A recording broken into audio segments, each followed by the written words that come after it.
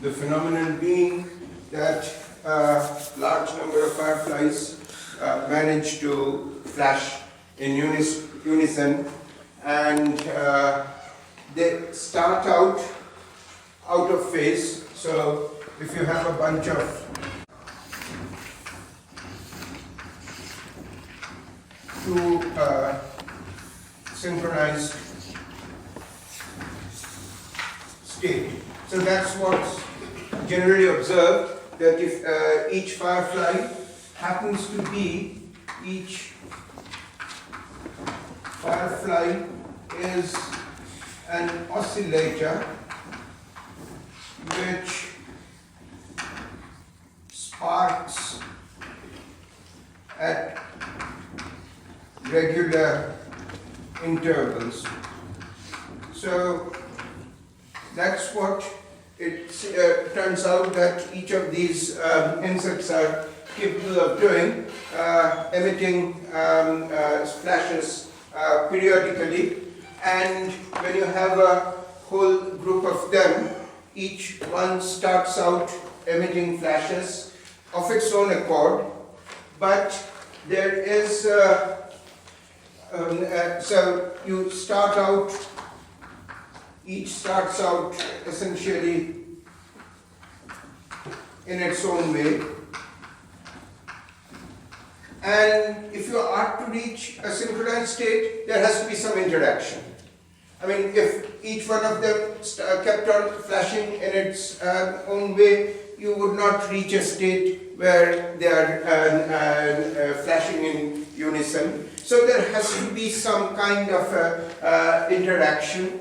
The simplest, that it's a pairwise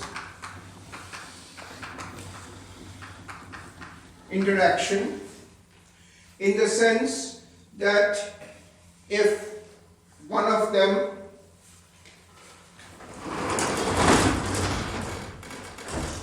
so if you take a pair and one flashing at certain intervals, then this chap will try and come into phase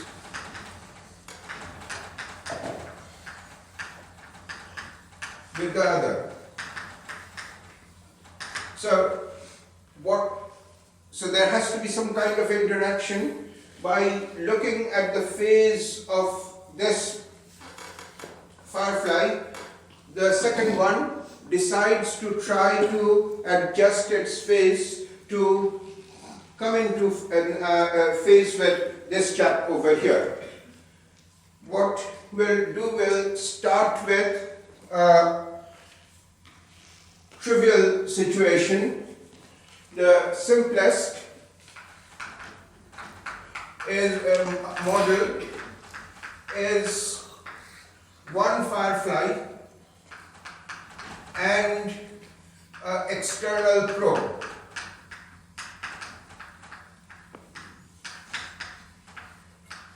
So I have an external flashing probe and one firefly, and we'll try and see how the firefly tries to adjust itself. What kind of a model would you write down if this firefly is to try and adjust itself to this external probe? So having done that, we'll go over to two fireflies interacting. So set up a model for this and show that eventually they will go to a synchronized state, and finally leave with a comment about how the generalization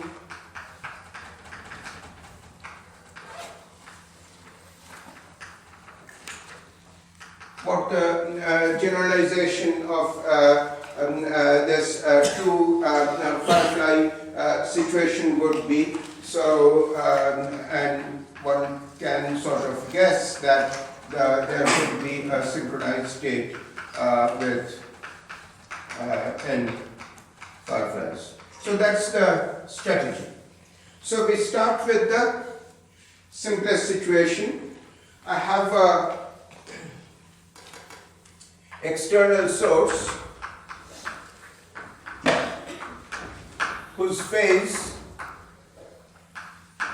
is phi, and it's operating periodically. So the periodic state, as we saw last time, the simplest periodic dynamics is phi dot equal to omega t. Rather, phi dot equal to omega, sorry. Phi equal to omega, giving you phi dot equal to omega, this plus constant.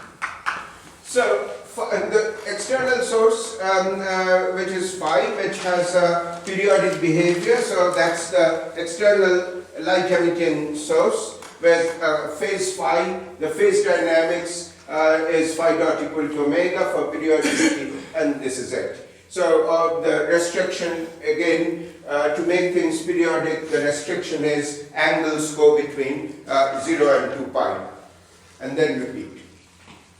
Now you have the firefly. Firefly phase is theta. And I want to write down the dynamics for this phase over here. So theta dot, if there was no interaction with the external source, then the firefly would just be firing by itself periodically with a frequency small omega. So theta dot equal to omega. But now comes the question of interaction. The firefly tries to synchronize with this chap over here, and so if it sees sees that it is lagging in phase with respect to the external source, then it tries to speed up, and if it is advanced, then it would try and slow down. So I write for that, so that if theta is with a greater than 0, so a greater than 0, so that if theta is ahead of phi, so if the firefly is ahead, it would try to slow down a bit, and if the reverse, that theta is lagging, then it tries to speed up. So that's it. So that's as simple as that. So I have this external source with phi dot equal to omega, and this is theta dot, which tries to adjust itself to the external source by speeding up or slowing down. So your interest is in the phase difference psi, which is theta minus phi. So I want my, it's this psi, which for it to be synchronized, psi would have to become 0. So psi is what you are interested in, the phase difference. You want to see how theta and phi are doing.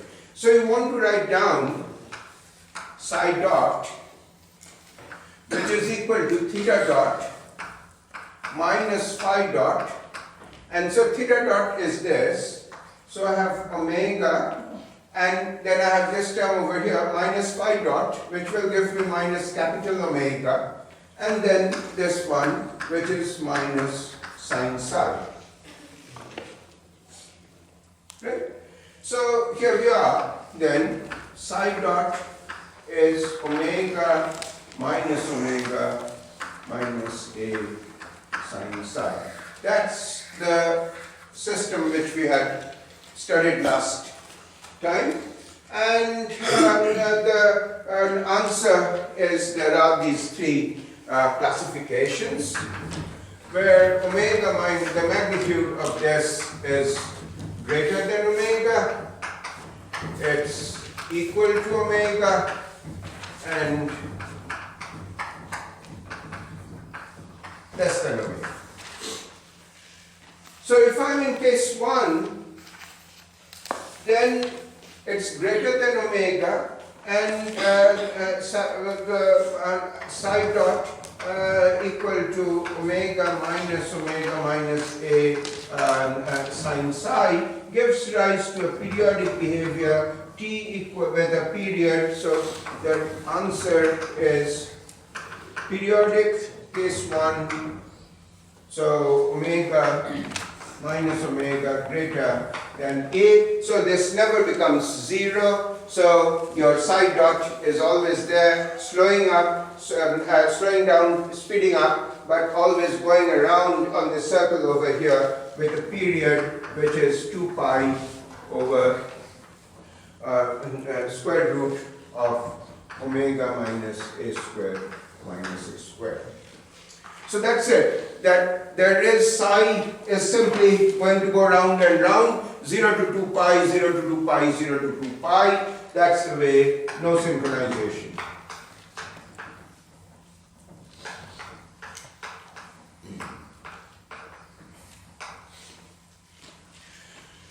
So no synchronization if your frequency difference between the probe and the natural frequency is greater than this amplitude over here. The amplitude essentially reflects the Firefly's ability to synchronize. So if the frequency difference is very large, the Firefly is incapable of synchronizing.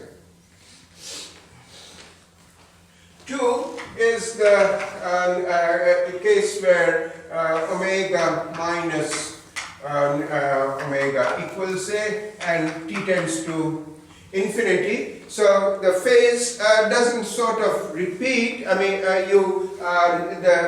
let's say difference starts growing, and to come back to that same grows and falls, and to come back to the old value, it takes a long time.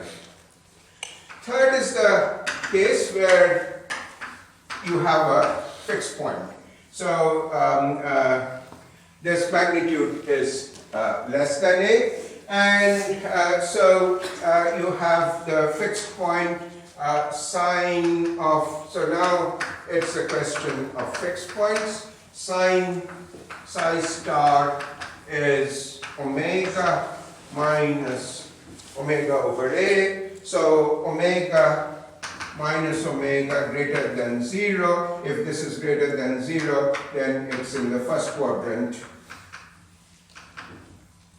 Psi star is in the first quadrant, and the other fixed point is psi star, let's say bar, is pi minus psi star. So you have these two fixed points in the first and second quadrant if omega minus, if a small omega is greater than capital omega.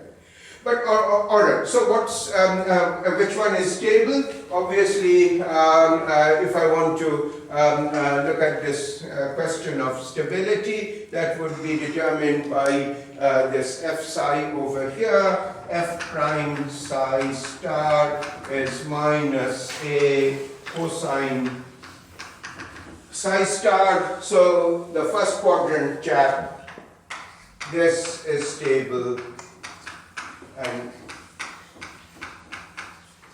this one is unstable. So, all right. So the point is that the this fixed, what you now have is that it doesn't really, if the frequency, if there is a frequency difference, so long as this is non-zero,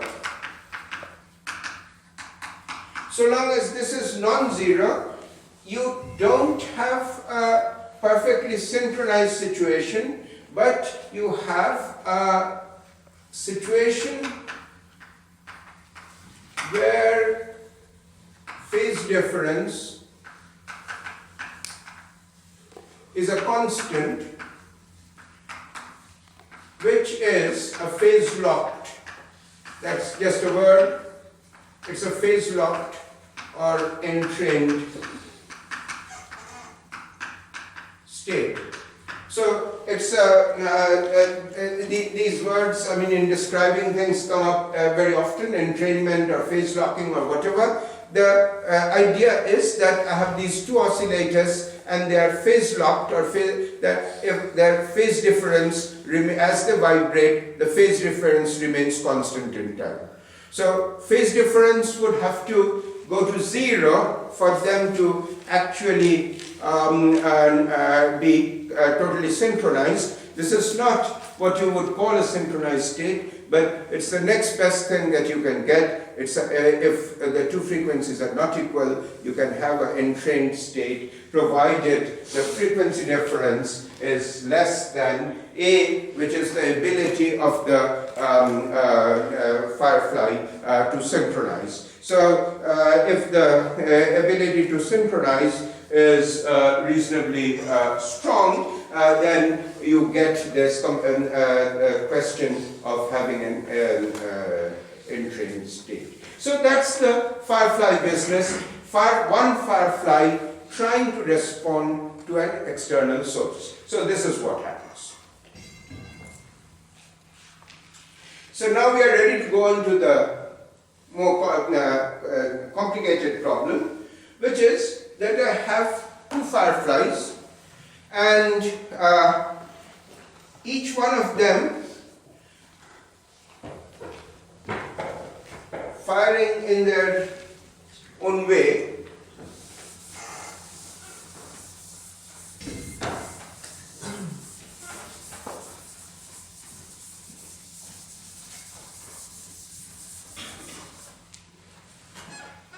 So I have this A and B, two Fireflies, and the dynamics of each is that, let's say I have this state of X. This has a certain state variable X of A. Calling it a state variable because this has to do with some function of the Firefly which I don't quite know, which changes with time and makes it fire. So that's why I'm just calling it a state variable. Similarly, this has some state variable which is xb. It is not a displacement, it is not a rotation, it is not something which I can actually physically describe for you. But it is some internal state of this Firefly which changes with time, and as XA builds up, so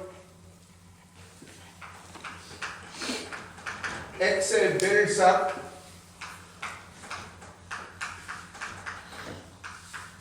to a critical value, let's say x0, then it fires. So XA builds up to a critical value x0 with time, and the Firefly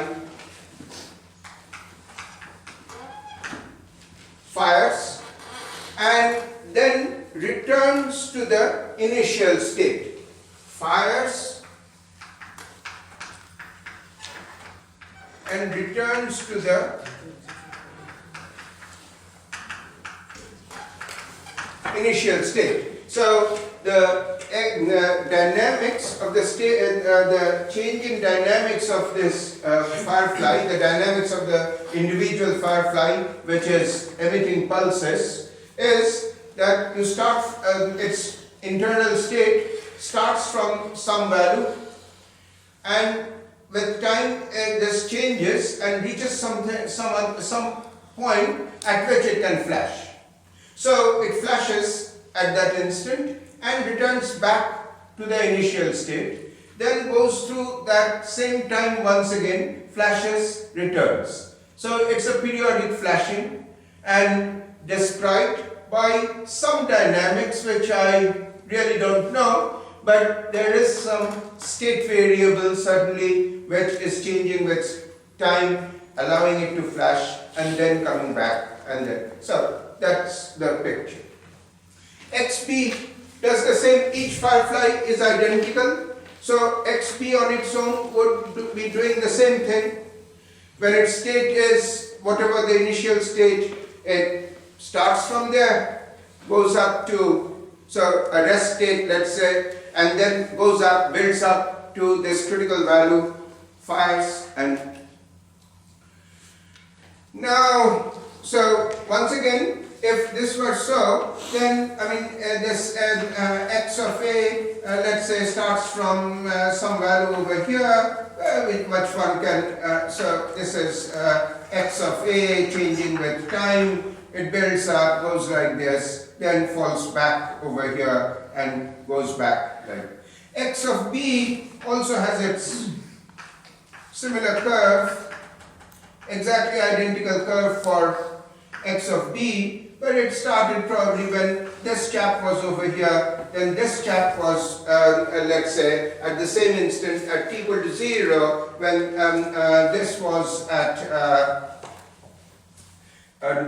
this origin over here, at t equal to 0, xb, when this was here, this was here, so this goes up and comes over here, then this has probably, its dynamics has probably taken it to some point over here, while this has gone over here, and the point is this fires and comes back to its original state. This will go up over here at some later time, fire and come back, meanwhile this. So the point is that this will go on, and the whole idea is that is there a way of bringing in an interaction such that wherever xa and xp start out on this curve x versus t, after let's say technically a large number of iterations, they will be flashing and returning at the same time. That's the question. Can I actually do that?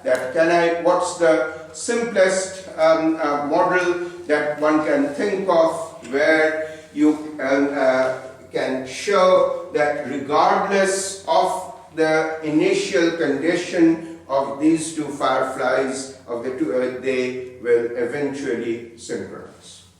So, all right, what? Sir, yeah, go ahead. in the last case where omega minus capital omega is less than a, Yeah. last case, they will eventually synchronize because they have a stable fixed point. So No, they will not, because initially whatever phase, I mean, they will end up with a constant phase difference. So that constant phase difference, so if the constant phase difference is such that when one is firing, the other is off, that's the way you will remain forever. Yeah. So you will not, to synchronize, I mean, you'll have to get the difference to go to 0, which would be if the two frequencies match. so we know that for the third case it will synchronize, but at what point it will synchronize, that is not. Yeah.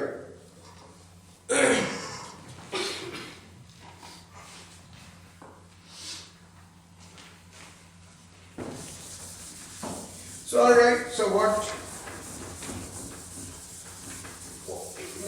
going to happen? What's going to happen is, well, what kind of model does one imagine? The kind of model that one takes, the simplest is that let's look at XA, starts over here. So here is this T versus X graph. This is where you start, this is the lowest state, and this is the highest state, and when you come here, you fire and you go back to the lowest state. And let's say that XA has come over here and it has fired. So A is sitting at this point when it fires. B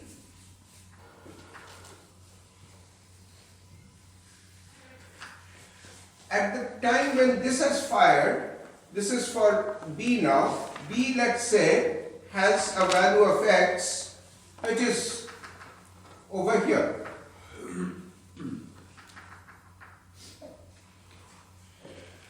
So when A fires, the state value of B is at this point on this curve. Now what we are saying is that as soon as this fires, it goes back to its initial state. If that's the only outcome, then there is no interaction between A and B. So the interaction is modeled by the statement that when A fires, the state of B changes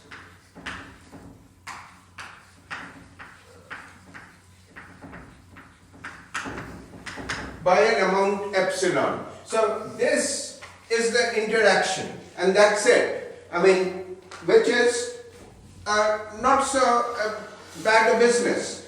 This at time t, this is emitting a pulse, and that pulse, some kind of energy certainly being carried by it. So B sitting in its vicinity feels that pulse, and its state is changed a little bit, and it increases by an amount epsilon. So on this, at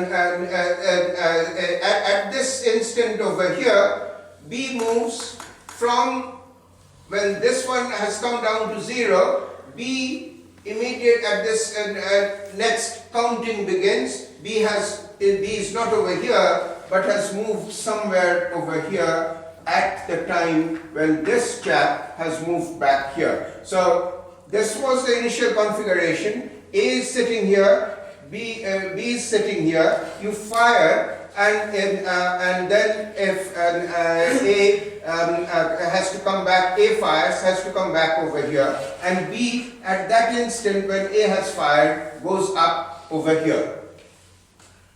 If B's state was such that by adding this epsilon it comes over here, then that it will immediately fire and go back to over here, and then the synchronization is automatic. Right? The interesting issue is that the state of B is such that all that it does is moves a little bit along this curve somewhere over here, and the issue would be that would I still, after I have flashed n times, would I see them synchronize? Get there? So there is no necessity to switch up the interaction, and once state of A and state of B are at the end points, so then it not happen that B will again start XLM. No, because each firefly is identical. So the x versus t curve of its state development is identical. So if they start at identical points, they will have to be synchronized. Right? I mean, your x versus t curve is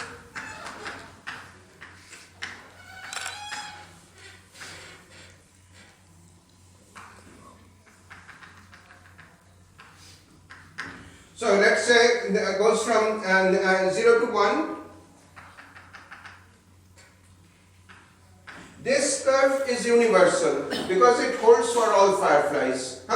So now the point is that if two fireflies start at this point over here or at any point, their initial conditions remaining the same, they will always fire at the same time and then start out and fire at the same time. So therefore, that's automatic because they are built that way.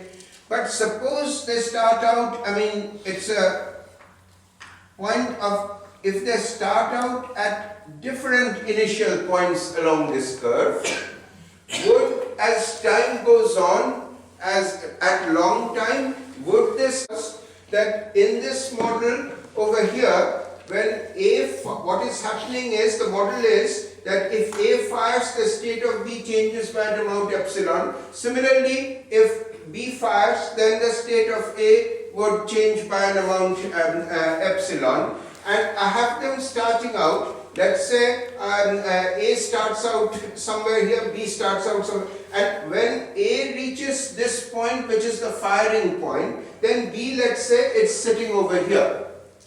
As soon as A fires, it returns to the starting point. Now B, according to this, the state of B when A fires will change by an amount epsilon. So B will move along this curve from here to somewhere higher up. If this somewhere higher up is such that it is that you add this amount of epsilon to B state, it takes you beyond 1, then it would mean that B has to fire also at this instant and come back over here. Now A and B, in that case A and B are now starting out there from at t equal to 0, they essentially are synchronized, and therefore they will remain synchronized forever.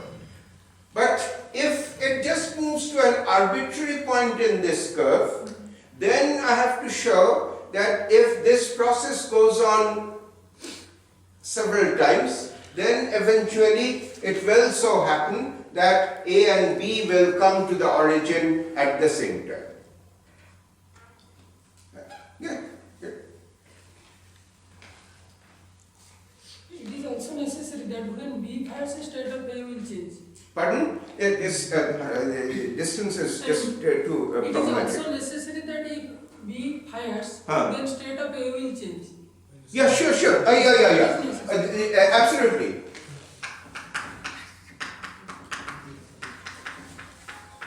Yeah, absolutely. Yes.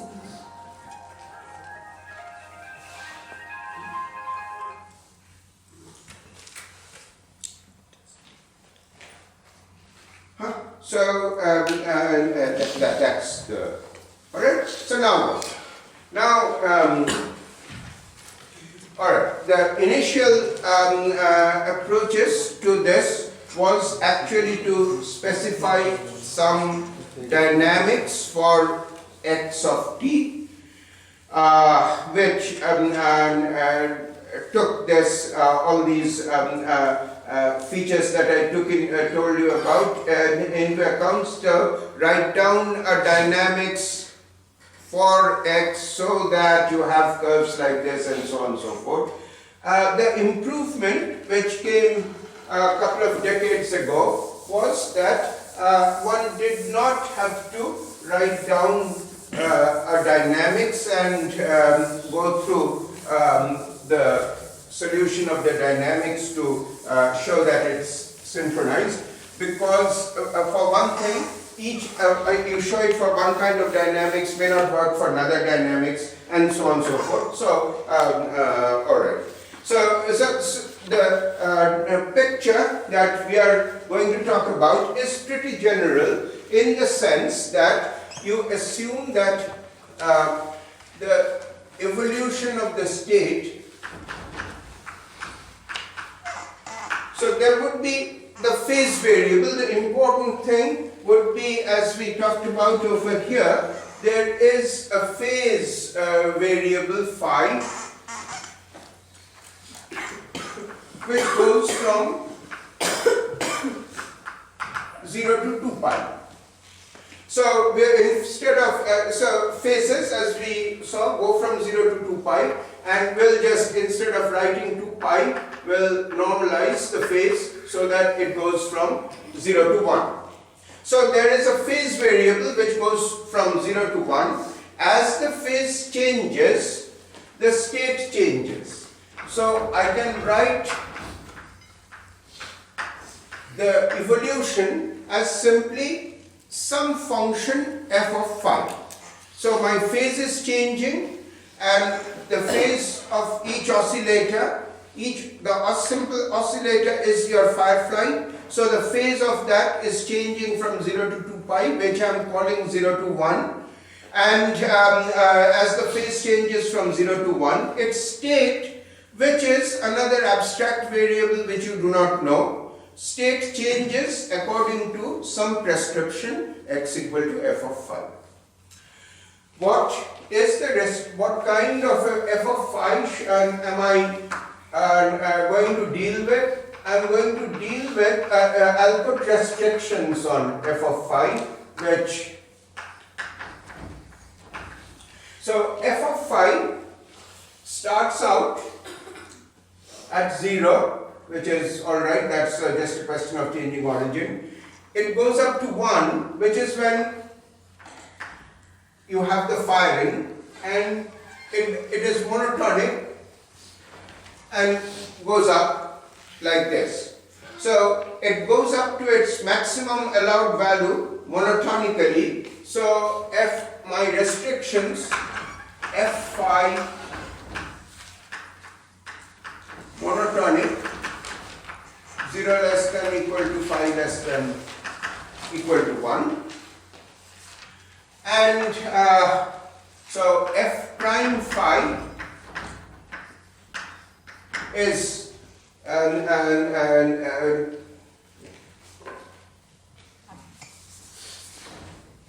f prime phi greater than 0, and so f prime phi is positive, and it is concave downwards, right? I mean, so it is your f double prime phi. So it's a question of f double prime phi. So f prime phi is keeping on increasing. So f double prime phi is greater than 0. So positive slope for f double prime, f increases. So monotonic increasing, f of phi monotonic increasing, f prime phi greater than 0. It is, the shape is whatever it is, concave upwards, probably concave upwards.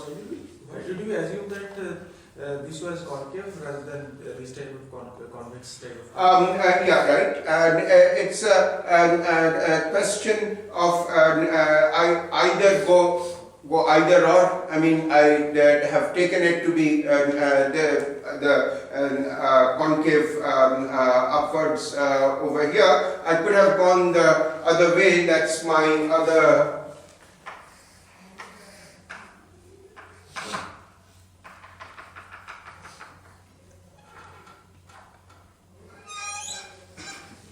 That's the other alternative that I had.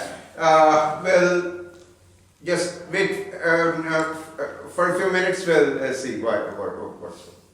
So I have yeah.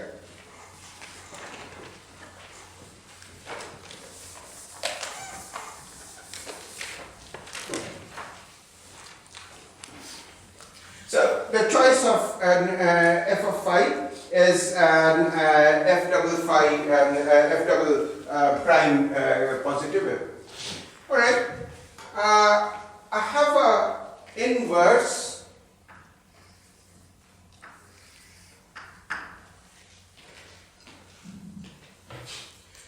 So now it's a good time to talk about, which we'll need later, the inverse function g of phi, that is given f of phi. How do I get back to phi? So it is g of f of phi is going to give me phi. That's the inverse function. And so given f of phi, you want to get back to that, then you can easily see from this that by standing upside down, that this function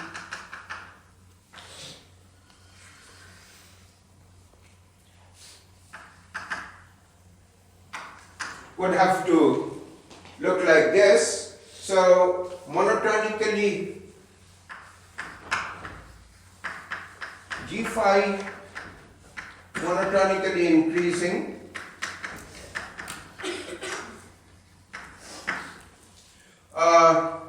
So G prime phi is greater than 0. G double prime phi, on the other hand, is less than 0. So it's the function and its inverse. If one of them is taken to be concave upwards, then the other has to be convex upwards. And right, so that's it. I mean, right now, I could have, if I had flipped the F, I would have to also flip the G, and so given that, let's go ahead with and see what is what. So this is the assumption. The evolution of x of phi is given by this set of conditions, that f of phi is given by that. Good.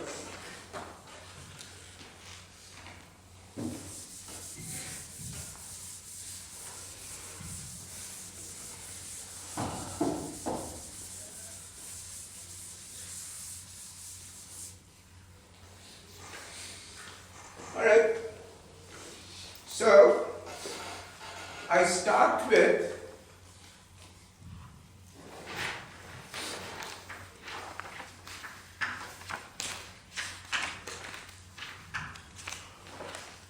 a situation where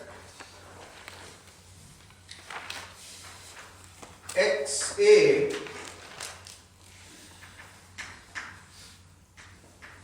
is 0 and XB is non-zero. So you have started at some point, this is your initial configuration. Let's say that XA is equal to 0 and XB is non-zero, and then you have the situation that at some point, so your XA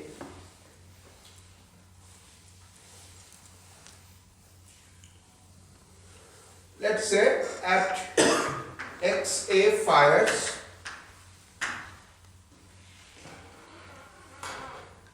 and I want to look at the instant just before this XA equal to 0 and XB is non-zero. So just at that instant, I mean where XA has come to 0, it has come to 0 because XA at this instant, at this point, XA has fired.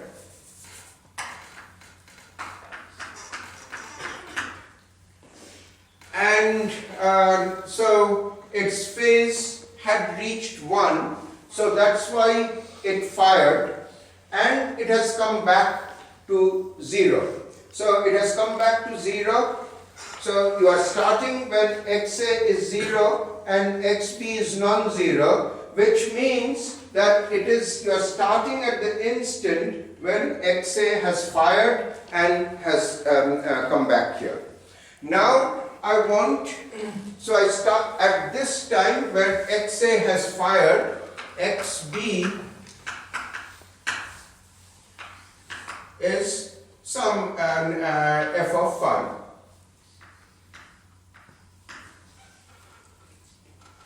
So let's, the XB is, now what exactly, question is, when will B fire? That is XA and alright, let's be a little more. That when, at the time, when X and A has fired, XB is non-zero, and this has come back to the state, it has come down to 0. So this is at phase phi, let's say. When will B fire? So if B will fire, this corresponds to XB, let's write XB is at a stage where and it will fire after the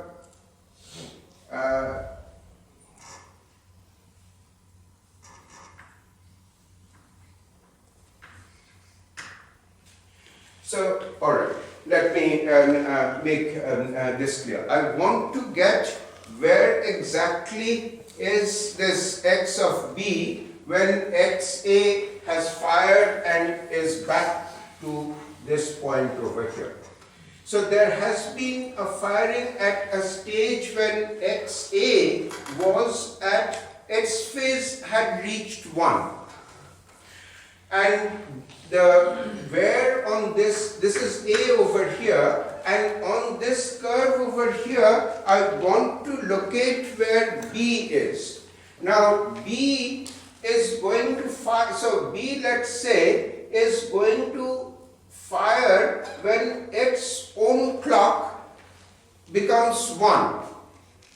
So if phi, what exactly it is, so when would it fire at, in terms of your, it's at a,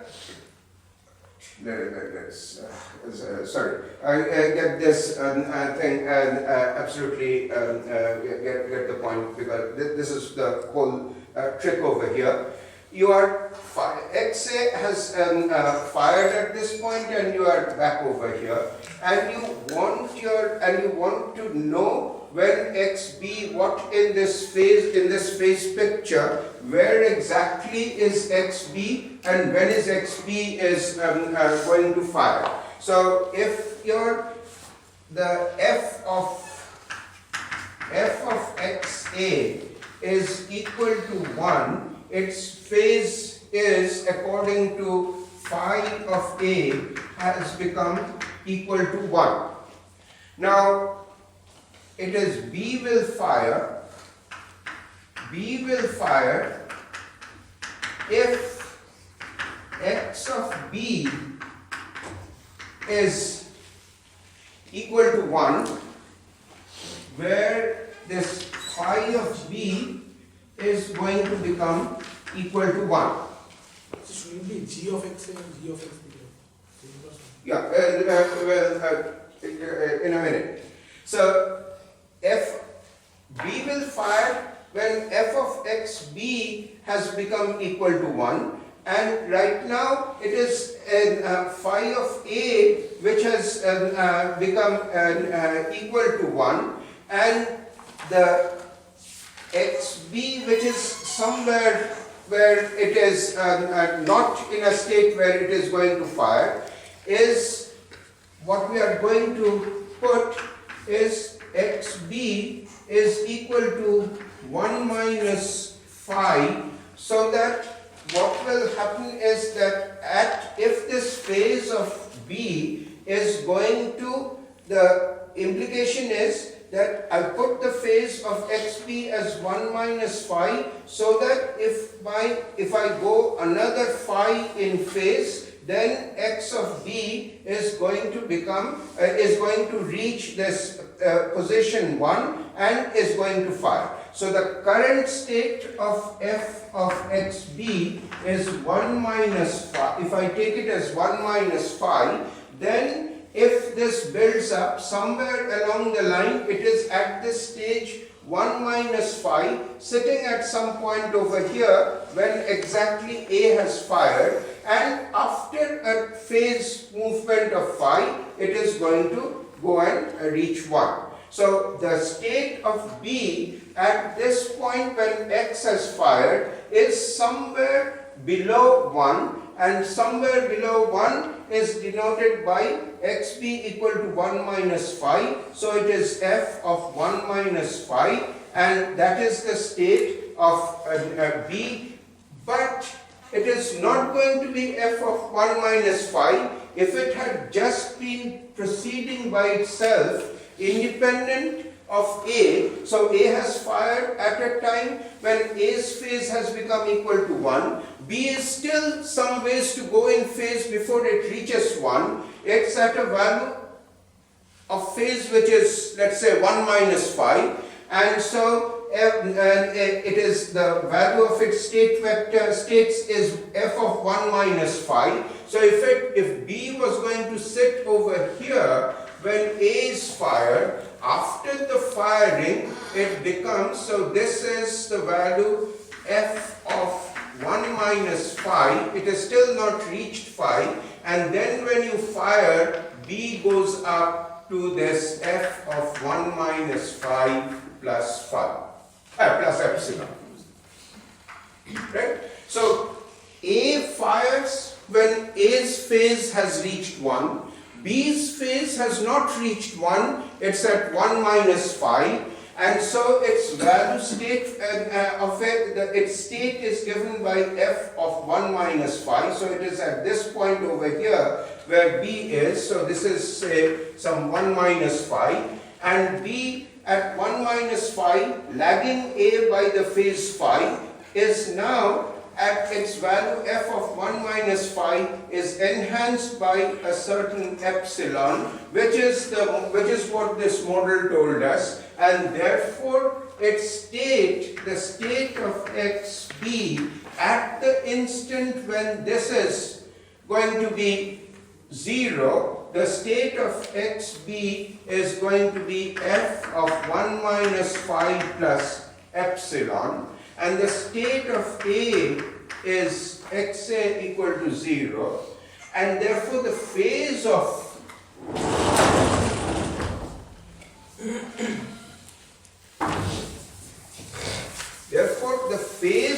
A is 0 when, so after A fires, immediately after A fires, phase of A is 0, while the phase of B is g of f of 1 minus phi plus epsilon, because its state has become f of 1 minus phi plus epsilon. But what is its phase? Its phase is going to be obtained from the inverse function.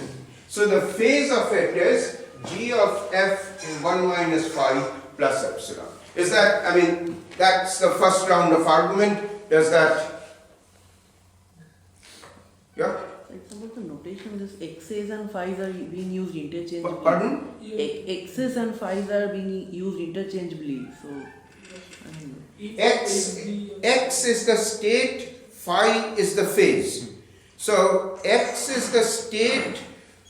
See, phi, if you have to think of phi as a time-like variable with changes. So the time changes means the phase changes. There is a state. F is the function of phi, right? But there you write f of xb equals to 1. So Telling that is f 2 pi minus phi. Right. So x is equal to f. When f of phi is equal to 1, that's when that's the stage of firing. but that is f of phi equals to 1. You have written f of xb equals to 1, right? Sorry. That's Yeah, that's Sorry.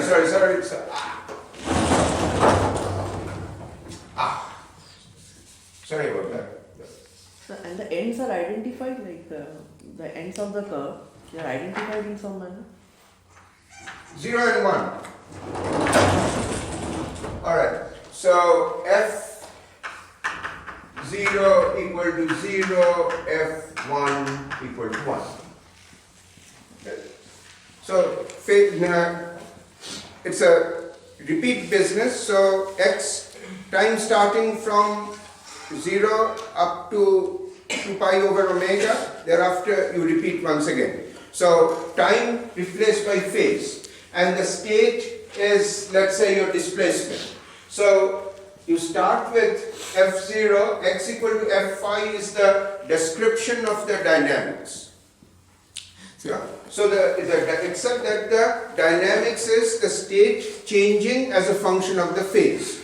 So it is F0 which is equal to 0. So at t phase equal to 0, your state is 0. Your state is 1 at this, and what is 1? 1 is just an arbitrarily fixed thing, which is the value of the phase when the firefly fires. This epsilon is actually the epsilon is in the x, right? I mean Epsilon is in the x. Okay, so but we are assuming that this epsilon is independent of the phi variable, so to Sure, yeah. That is Epsilon obviously. is independent of phi. So the model is that when A fires, it changes the state of B by an amount epsilon. And similarly, when B fires, it changes the state of A by an amount epsilon. Yeah, right? I mean, so yeah, that was confusing. Thank you. So if the state is very close to 1, the state of B, Huh. and that point A fires, that such that the state of A, the state of B is so close to 1 that it is the difference is less than epsilon. That's the next thing I'm going to say. Yeah, you are right. That's the next point I'm going to make. So the phase of B is this. Now, or the state of B is this one over here. If F is exactly as you said, that if F of 1 minus phi is such that F of 1 minus phi plus epsilon is greater than 1, then at this instant B will also fire. Yeah. Because it can't sustain anything greater than 1. So as soon as the state reaches 1, it's going to fire. Right? So if this is greater than 1, then it fires and the problem is over. Because as soon as it fires over there at that time, A has also fired at that time. So A and B are back in sync, are already synchronized. Yeah. So if f of 1 minus phi plus epsilon is greater than 1, Yeah. then after firing will B return to 0 itself, or whether it will have the additional phase? No, it will just go down to 0. No. Yeah.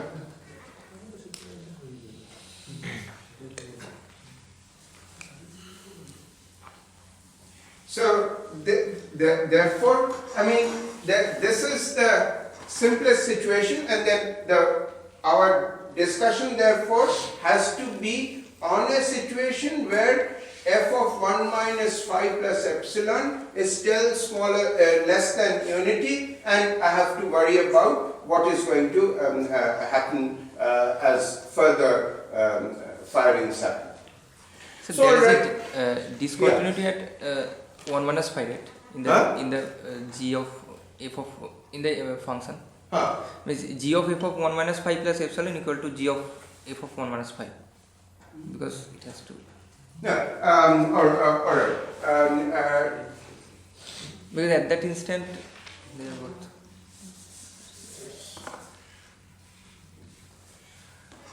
See, at the instant when A has fired, B is still away from firing. So its phase is not 1. So the phase is taken as 1 minus phi.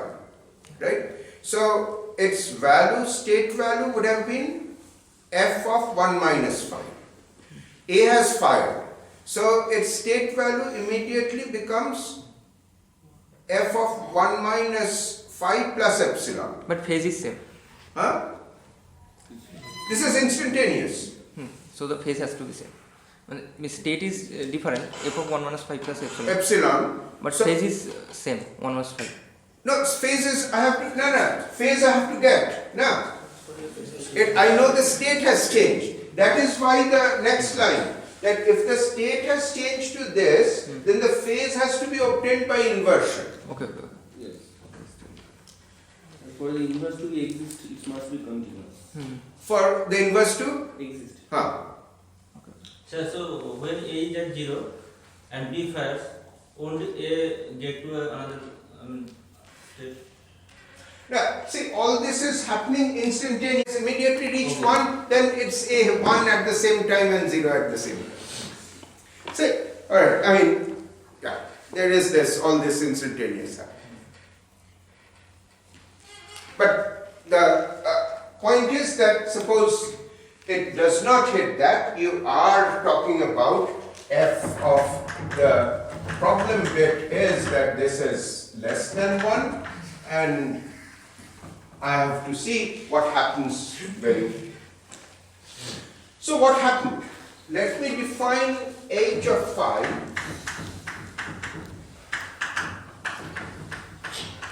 equal to g, this function, what I have written down, whatever it is, this inverse of f of 1 minus phi plus, so I am just defining it as h of phi.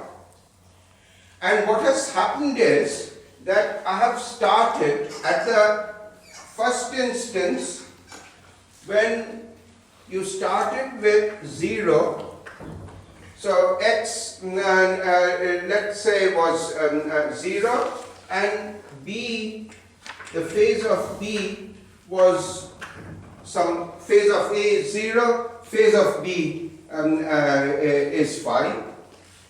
So now that after or the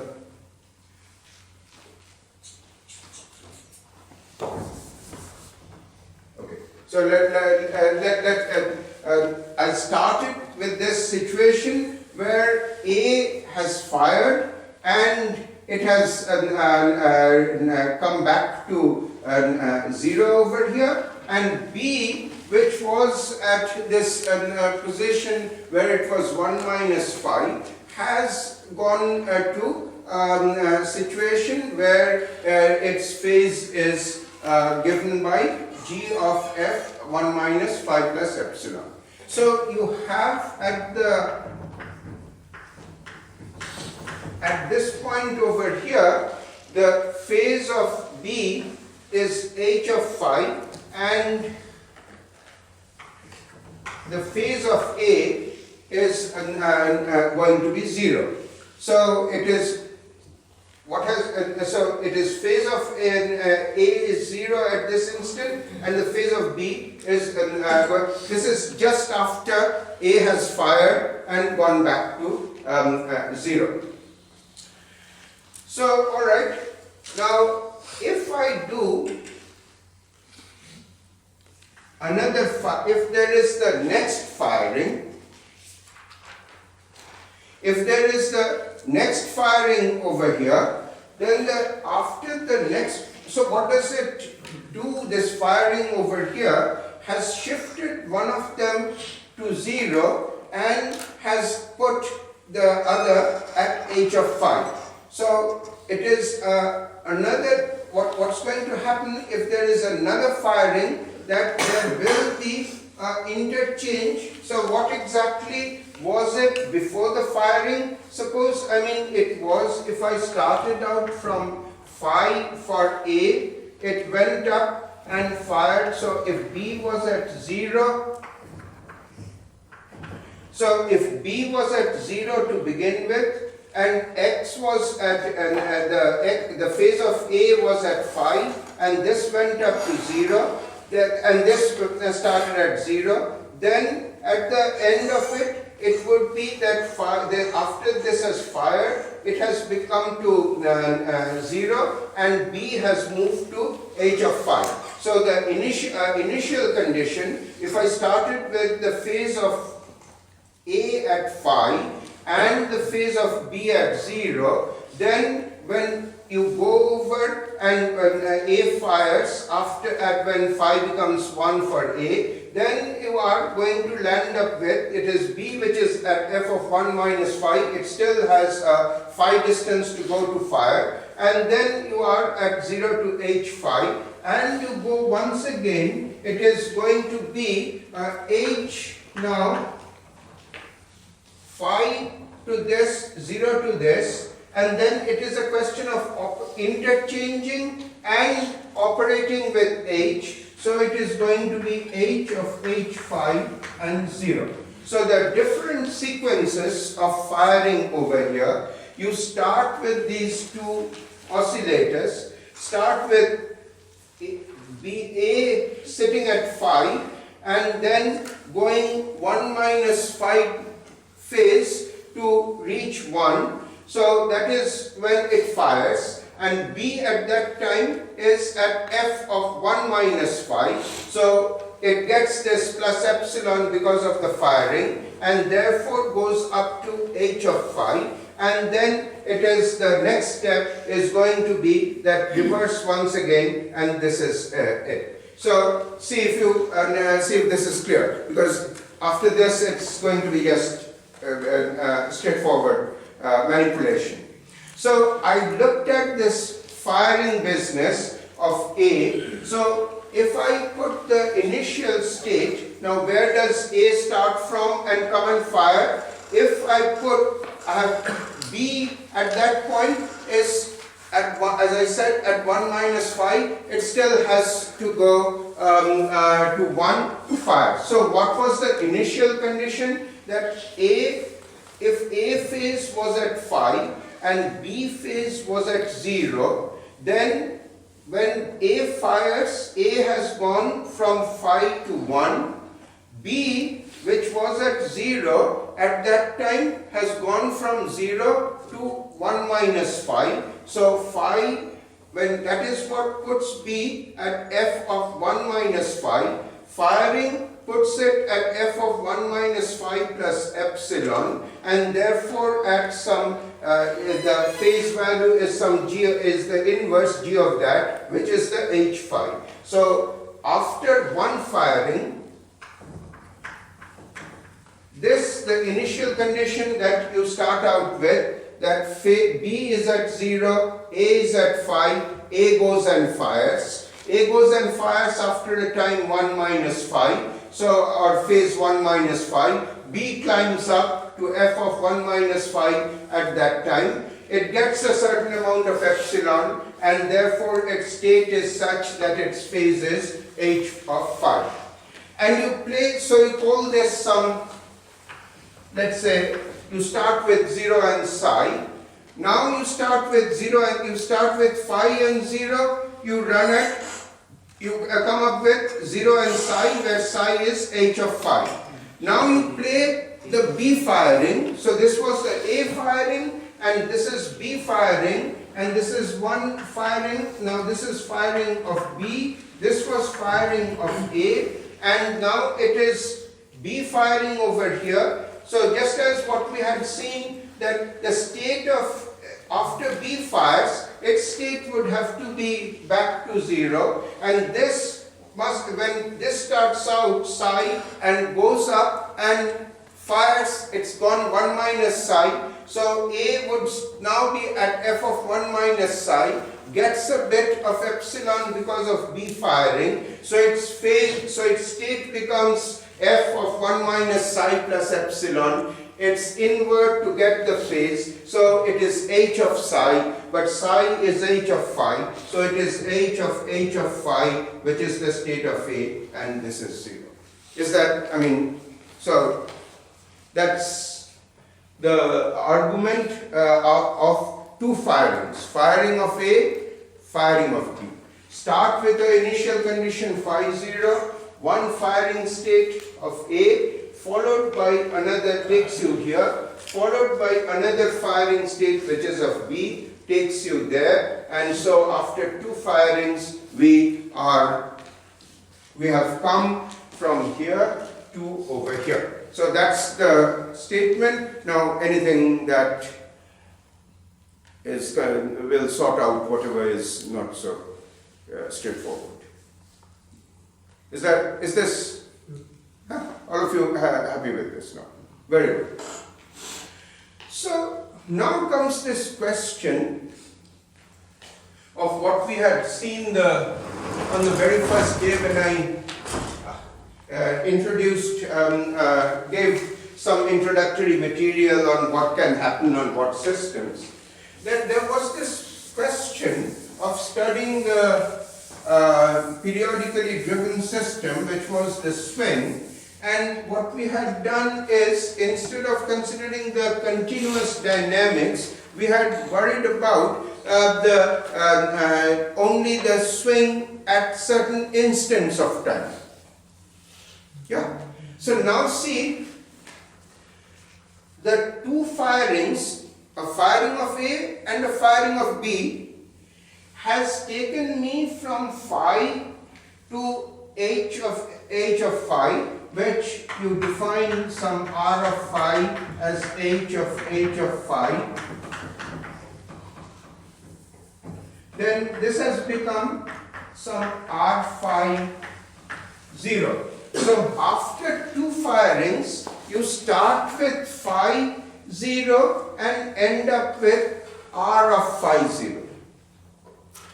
Another two firings, you would be at r of phi and 0 and similar.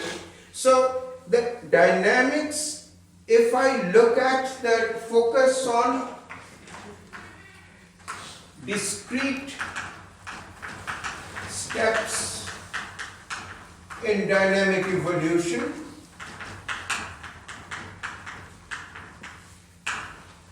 focus on discrete steps in dynamic evolution. So then it is phi going to r phi going to r of phi,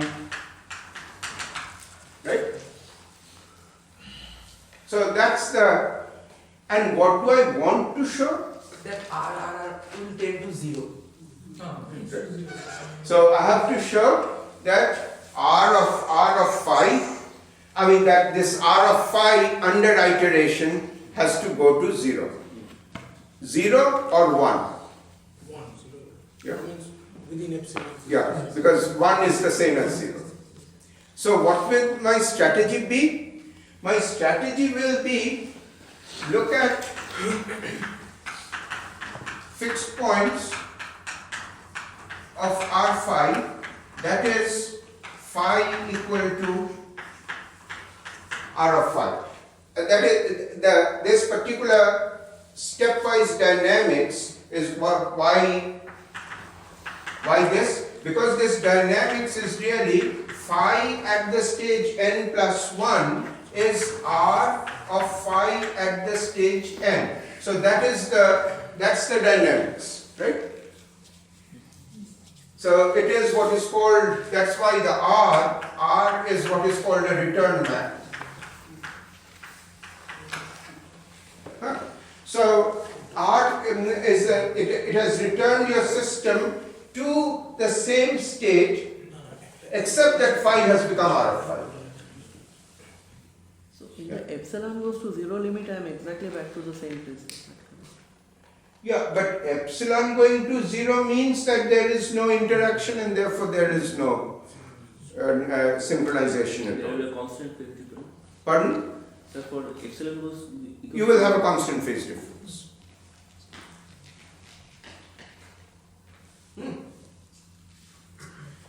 So phi star, and so you look at the fixed points. So phi n plus 1 equal to r of phi n. So what do I want to know? I want to look at that already. If I iterate this dynamics, what will its fixed point be? So I look at phi star equal to r phi star. So I find that fixed point, and what property should that fixed point be? That fixed point should be repelling and unstable.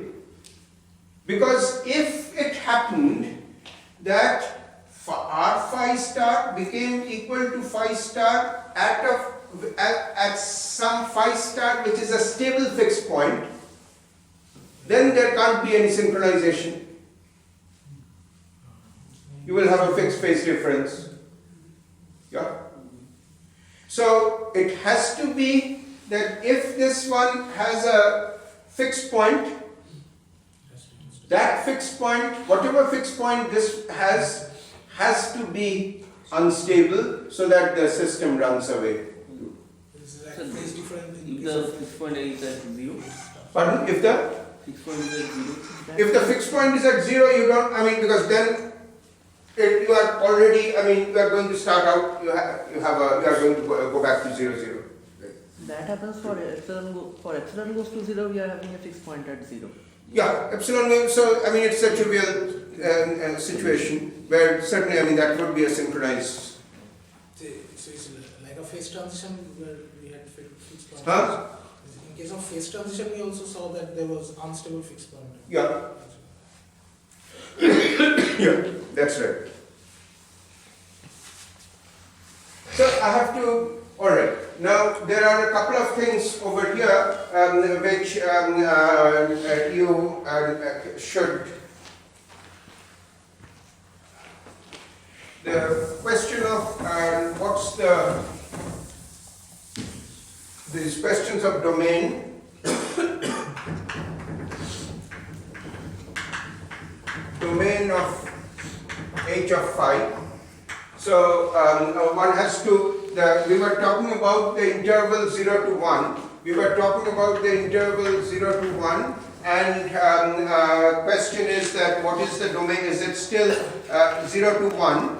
Mind you that this h of phi is this quantity, so it is defined, G is defined on the domain 0, the domain of G is 0 to 1, so you want f of 1 minus phi plus epsilon, this has to be less than equal to 1, so f of 1 minus phi has to be less than equal to 1 minus epsilon, so 1 minus phi has to be less than equal to g of 1 minus g of 1 minus epsilon. So phi has to be greater than, so phi greater than equal to 1 minus g of 1 minus epsilon.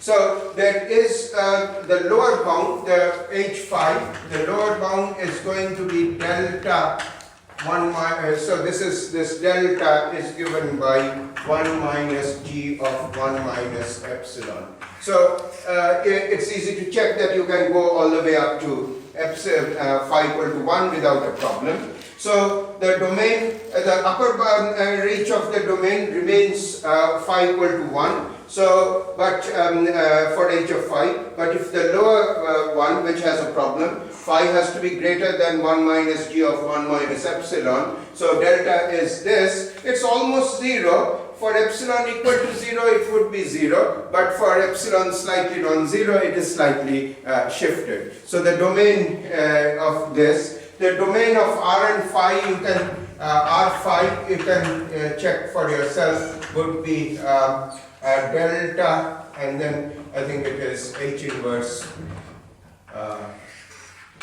delta. So that's a check you can do. So now it's a question of finally talking about the now what about the stability of fixed point?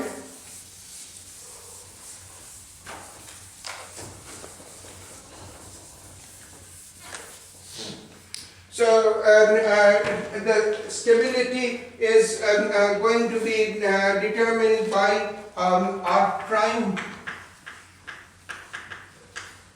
So r prime phi star is going to determine the stability, and the condition for unstable fixed point would be that r prime phi star is Negative.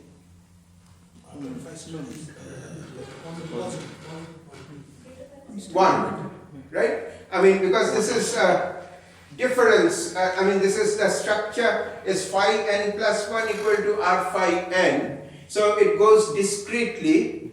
Therefore, you know, I mean, it is phi n plus 1. I mean, if it is phi star plus delta, then it is this delta and n plus 1 is equal to phi star sorry, this is phi star plus delta n plus 1 is r phi star plus dr d phi and then delta n, so dr d phi star, so delta n plus 1 is equal to dr d phi star delta n, and because it's now the magnitude of this dr d phi which has to be greater than 1.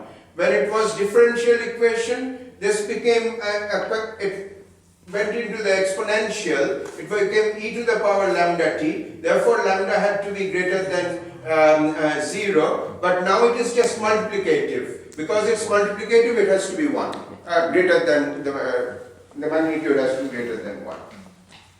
So that's so if you can show that r prime phi is greater than 1, then you are through, right? So r prime phi greater than 1, so r is equal to h of phi. So r prime phi is going to be, it is h prime at h phi times h prime of phi, right? So r prime phi is h prime at h phi times h prime of phi. So if h prime phi is less than minus 1,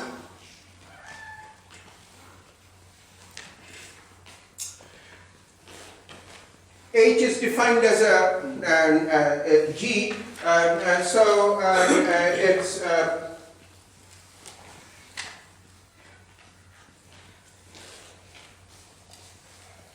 so if this h prime phi is going to be less than minus 1,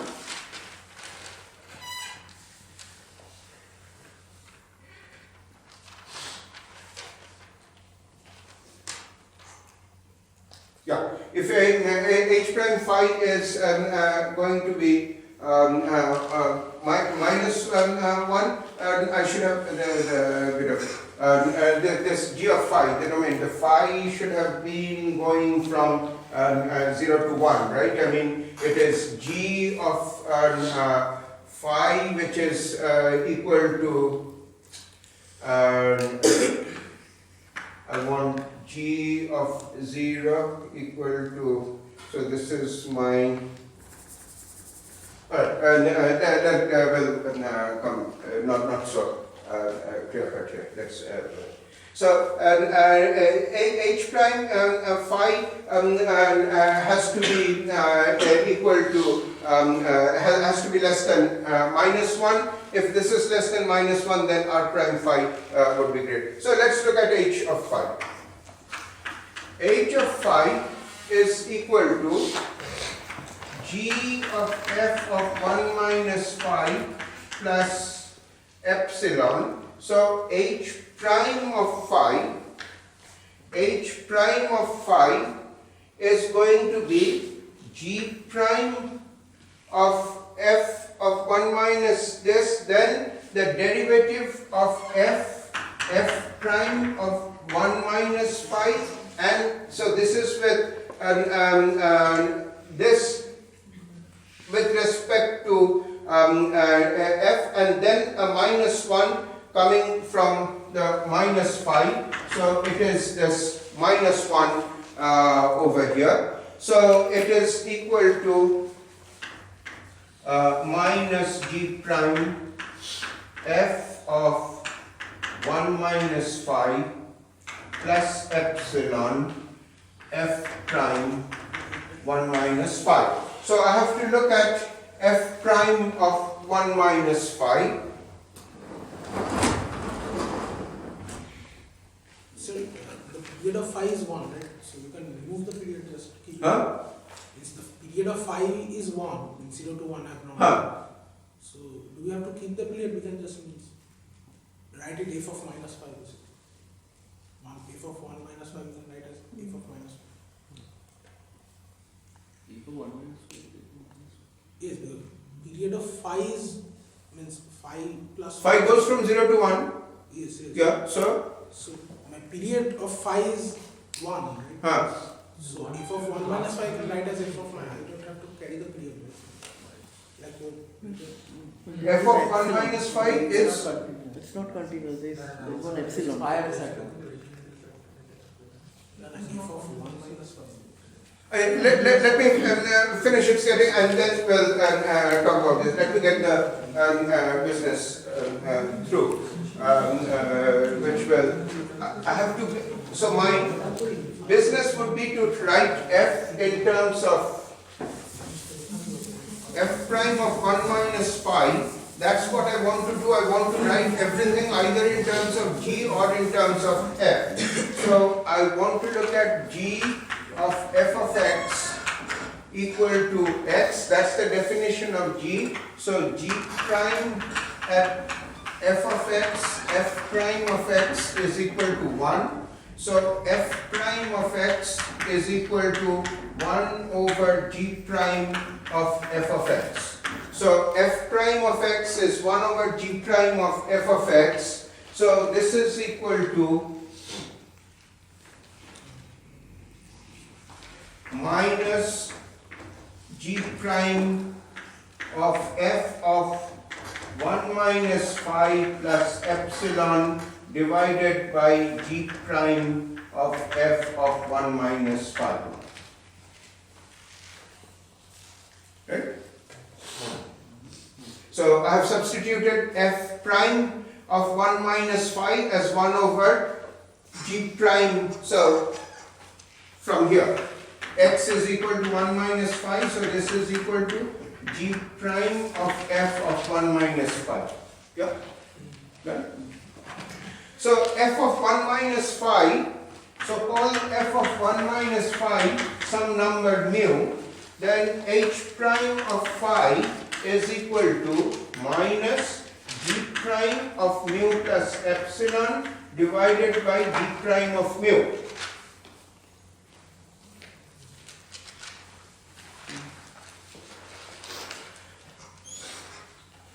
But g prime is g prime is monotonically increasing, so this is going to be greater than this, and therefore this h prime phi is something whose magnitude is greater than 1. Therefore, the magnitude of r prime phi is greater than 1. This is phi for all points. Yeah. So at every point, h prime of phi is magnitude is greater than 1. So magnitude greater than 1. So r prime is. So therefore, whatever the fixed point is, the fixed point of r phi equal to phi n plus 1 equal to r phi n. Wherever the fixed point is, that fixed point has to be unstable. Therefore, the dynamics is driven to 0. And therefore, this has to. Yeah. So this is the two oscillator case of synchronization, and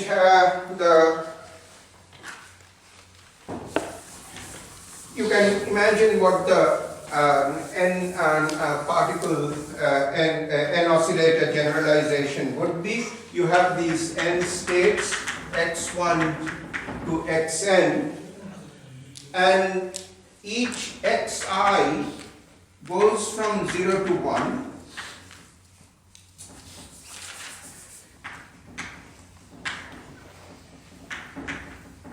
As phi changes from 0 to 1, fires at phi equal to 1 when xi is equal to 1. At that point, xi is equal goes to 0, and each xj, j not equal to I, gets a epsilon increase. It's the generalization of the model to two particle system to an n particle system. Particle 1 fires, gives 2, 3, 4 all the way up to equal amount epsilon. 2 fires gives 1, and so on. So thereafter the maths are a little more problematic, but generally not follows the principles that I have done over here. So if the original reference is Strogatz and Mirolo.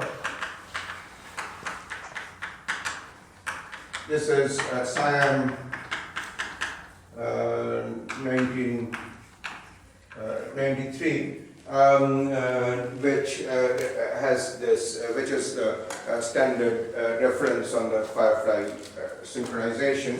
So sometime, you can have a look at that. Very nicely written. The original is actually based on